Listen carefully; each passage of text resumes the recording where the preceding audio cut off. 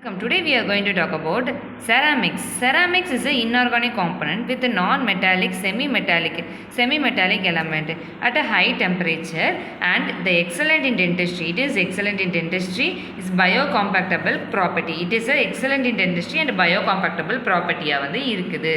What is the composition in dentistry கேட்டாங்கன்னா வந்து அதுக்கப்புறம் வந்து feldspar, quartz, kaolin, coloring agent, aluminium, borax, boric acid, oxide in sodium, potassium, calcium, metallic pigment இருக்குது. அதுக்கப்புறம் feldspar is 60 to 80% is basic glass ஃப்ரேமாக இருக்குது. இப்போ வந்து எக்ஸலண்ட் டென்டிஸ்ட்ரியில் வந்து எக்ஸலண்ட் டென்டிஸ்ட்ரி பயோ காம்பேக்டபுளாக இருக்குது. அதுக்கப்புறம் வந்து கேலின் வந்து 3 to 5% இருக்குது பைண்டராக. கலரிங் ஏஜென்ட் வந்து மெட்டாலிக் ஆக்சைடாக இருக்குது. இப்போ வந்து என்ன சொல்கிறாங்கன்னா அலுமினியம் வந்து 80, அதுக்கப்புறம் 8 to 20 இருக்குது. அதுக்கப்புறம் 8 to 20 கிளாஸ் ஃபார்மராக இருக்குது. போரிக் ஆசிட் வந்து போரிக் ஆக்சைடு வந்து 2 to 7% இருக்குது. கிளாஸ் ஃபார்ம்டு அண்ட் இதாக இருக்குது. ஆக்சைட் சோடியமில் வந்து 9 to 15, ஃப்ளூராக்ஸ் அண்ட் கிளாஸ் மாடிஃபைடாக இருக்குது. மெட்டாலிக் பிக்மெண்ட்டில் வந்து லெஸ் தென் ஒன் கலராக இருக்குது. இப்போ வந்து கிளாசிஃபிகேஷனில் வந்து these R based on fusion temperature, high fusing, medium fusing, low fusing, ultra low fusing இருக்குது. ஹை ஃபியூசிங்கில் வந்து 1300 டிகிரி செல்சியஸ், மீடியம் ஃபியூசிங் 1101, அதுக்கப்புறம் 1101 to 1300 டிகிரி செல்சியஸ். லோ ஃபியூசிங்கில் வந்து 850 degree to 1100 degree celsius. Ultra low ஃபியூசிங்கில் வந்து அதுக்கப்புறம் வந்து லெஸ்ஸர் தென் 850 degree செல்சியஸில் இருக்குது. அதுக்கப்புறம் பேஸ்ட் ஆன் த அப்ளிகேஷனில் வந்து core ceramic is the core செராமிக்னு சொல்கிறாங்களா. இந்த core ceramic is a porcelain fused metal, CAD ceramic. அதுக்கப்புறம் CAD செராமிக்னு சொல்கிறாங்க. CAD ceramic. அதுக்கப்புறம் பேஸ்டு ஆன் த அப்ளிகேஷனில் வந்து கோர் செராமிக்னு சொல்கிறாங்க. பேஸ்டு ஆன் த அப்ளிகேஷனில் வந்து கோர் செராமிக். அதுக்கப்புறம் வந்து veneer ceramics, porcelain fused metal, CAD ceramic, zirconia, lithium. அது based on the composition field base. அதுக்கப்புறம் அலுமினியா,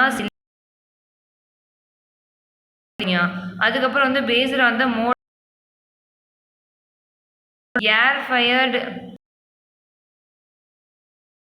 pressure, vacuum. Based on the யூசஸில் வந்து அதுக்கப்புறம் வந்து construction of artificial teeth, fabrications of jacket, crown and teeth. ப்ராப்பர்ட்டிஸில் வந்து மெக்கானிக்கல் ப்ராப்பர்ட்டிஸ், ஃபிசிக்கல் ப்ராப்பர்ட்டிஸ், அதுக்கப்புறம் வந்து ஆப்டிக்கல் ப்ராப்பர்ட்டிஸ்ன்னு இருக்குது. மெக்கானிக்கல் ப்ராப்பர்ட்டிஸில் வந்து ஹை கம்ப்ரெசிவ் ஸ்ட்ரென்த், அதுக்கப்புறம் பிரிட்டில் லோ டென்சைல் ஸ்ட்ரென்த், ஹார்ட்னஸில் வந்து similar to the enamel, low fracture toughness. அதுக்கப்புறம் வந்து ஃபிசிக்கல் ப்ராப்பர்ட்டிஸில் வந்து high melting point, thermal insulation, low thermal expansion. Optical ப்ராப்பர்ட்டிஸில் வந்து எக்ஸலண்ட் டிரான்ஸ்லுக்கன்சியாக இருக்குது. Colouring stability. முதல்ல வந்து மெக்கானிக்கலில் வந்து என்ன சொல்கிறாங்கன்னா ஹை கம்ப்ரெசிவ் ஸ்ட்ரென்த்தாக இருக்குது. பிரிட்டில் லோ டென்சைல் ஸ்ட்ரென்த் வந்து ரொம்ப கம்மியாக தான் இருக்குது, ஆனால் பிரிட்டில்னா செமம் இருக்குன்னு சொல்கிறாங்க. நெக்ஸ்ட்டு வந்து இது ஒரு hardness and similar to the enamel மாதிரியே இதோட ஹார்ட்னஸ் இருக்கும். அதுக்கப்புறம் வந்து லோ ஃப்ராக்சர், அதுக்கப்புறம் டஃப்னஸ். ஃப்ராக்சர்னஸ் வந்து ரொம்ப கம்மியாக தான் இருக்குன்னு சொல்கிறாங்க. அதுக்கப்புறம் ஃபிசிக்கல் ப்ராப்பர்ட்டிஸ் வந்து high melting point, thermal insulator. High melting point இருக்குது, தெர்மல் இன்சுலேட்டர் இருக்குது, அதுக்கப்புறம் லோ தெர்மல் எக்ஸ்பான்ஷன் இருக்குது. ஆப்டிக்கல் ப்ராப்பர்ட்டியில் வந்து ப்ராப்பர்ட்டிஸில் excellent in translucency, colour stability, mimic the natural டீத்தை வந்து அதுக்கப்புறம் வந்து அப்பியரன்ஸ் பண்ணுது. இப்போ வந்து ஸ்ட்ரென்தனிங் ஆஃப் த மெத்தட்ஸ் மொத்தம் வந்து 2 வகையாக இருக்குது. ஒன்று வந்து கிராக் ப்ரொபகேஷன், இன்னும் வந்து ரெசிடியல் கம்ப்ரெசிவ் ஸ்ட்ரெஸ்ன்னு இருக்குது.